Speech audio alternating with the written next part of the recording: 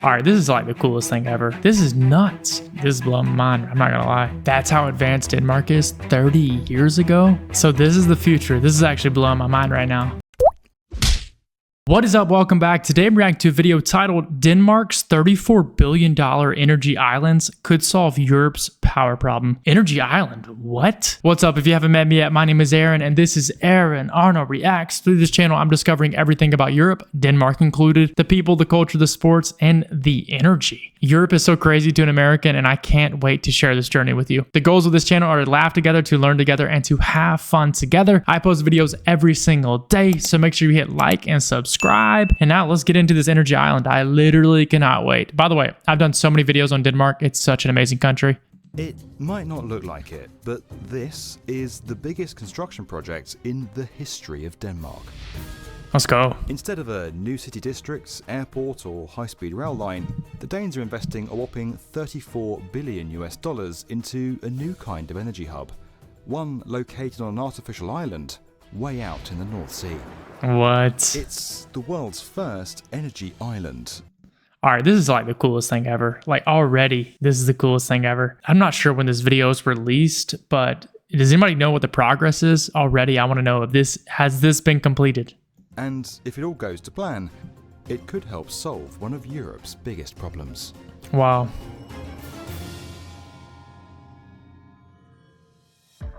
What you're looking at is an energy island.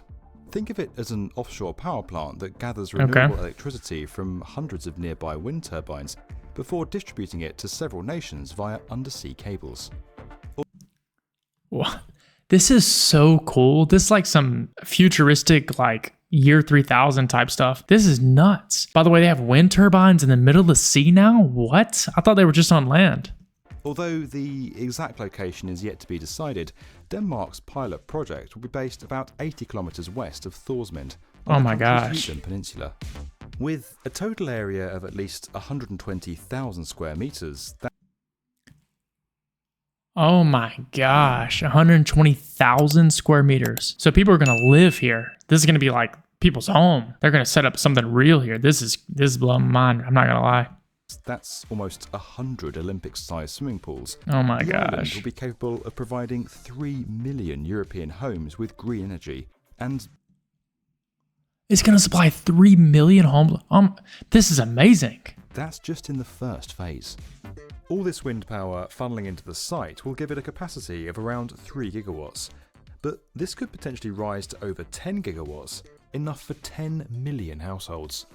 Over on the other side of the country, in the Baltic Sea, a second smaller island is also in the works, although this one will be joined onto the physical island of Bornholm. Wait, so is the second one, is that one Swedish, or are both of them Danish? Because that one looks like it's closer to Sweden. Both are up and running and at full flow. That figure jumps to 12 gigawatts, equivalent to the entire current offshore wind capacity for the whole of Europe.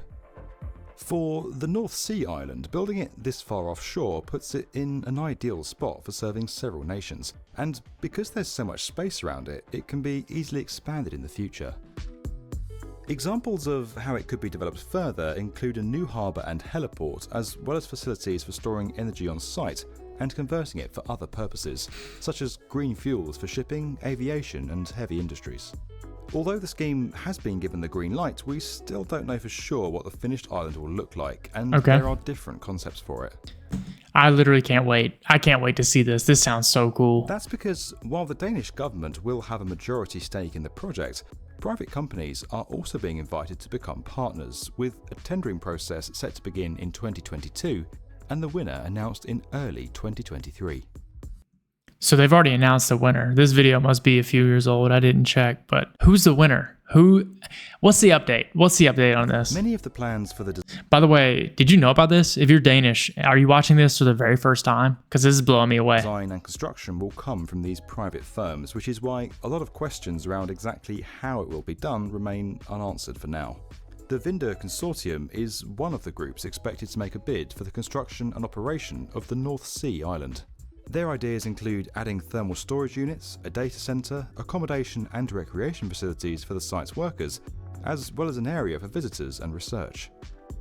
These pictures show that it'll probably be either made of watertight caissons placed on the seabed and surrounded by seawalls, or built up with sand as an artificial island.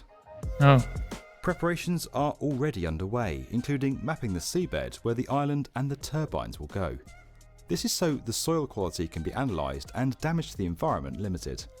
Whatever form it eventually takes, the project will be a massive step forward for the integration of Europe's power grids, and many see it as crucial to helping countries all over the continent transition away from fossil fuels. The system's designed to be flexible too, with the ability to collect and distribute power around the combined grid, depending on demand.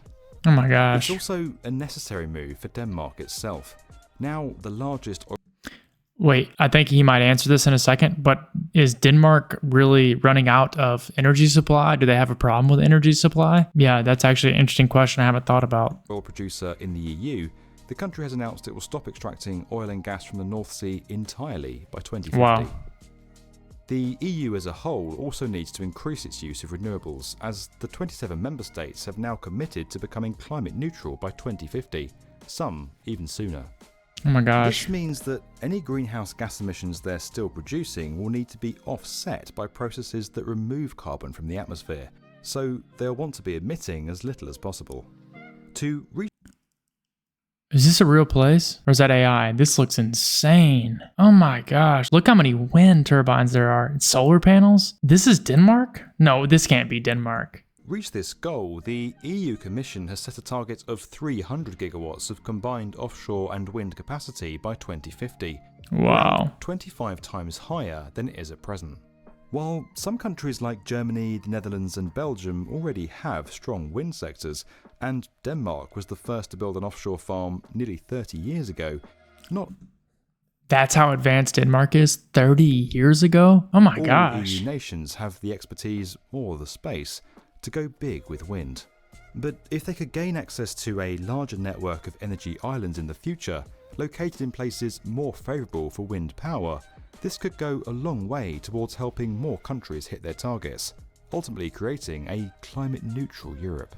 Wow. After that, who knows? If the project is a success, then surely others will follow, and just maybe, in the future, you might find energy islands like this appearing off a coastline near you. So this is the future. This is actually blowing my mind right now. Energy island, who came up with this idea? Like, it's actually genius because you remove it off of the land, which allows room for farming and other things like that. Farming, housing, just development, railways, things like that. And you move it to offshore. Obviously, they got to be protected for the environment. They got to take a lot of, these kind of regulations into account, but it's really a genius idea.